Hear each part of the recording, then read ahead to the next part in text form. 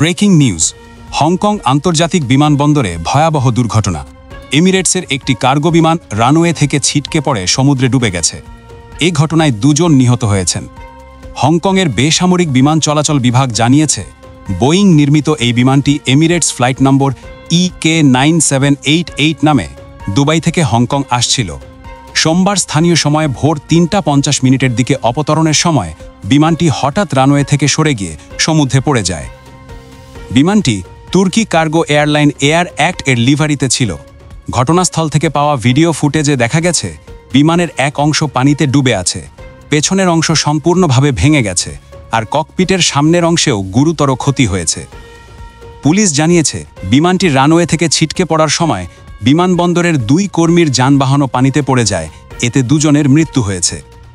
বিমানটিতে থাকা 4 জন ক্রু সদস্যকে আহত অবস্থায় স্থানীয় হাসপাতালে নেওয়া হয়েছে। অগ্নি নির্বাপক বাহিনী, উদ্ধারকারী দল এবং নৌযান দ্রুত ঘটনাস্থলে পৌঁছায়। বিমানবন্দর কর্তৃপক্ষ উত্তর দিকের রানওয়ে সাময়িকভাবে বন্ধ ঘোষণা করেছে, তবে বাকি 2টি রানওয়ে চালু রয়েছে। কর্তৃপক্ষ বলেছে, কী কারণে বিমানটির নিয়ন্ত্রণ হারিয়ে রানওয়ে থেকে ছিটকে পড়ল তা খতিয়ে দেখতে তদন্ত চলছে। এই দুর্ঘটনা আবারও মনে করিয়ে দেয়, বিমান চলাচলে 1 সেকেন্ডের ভুলও কত ভয়াবহ পরিণতি বয়ে আনতে পারে।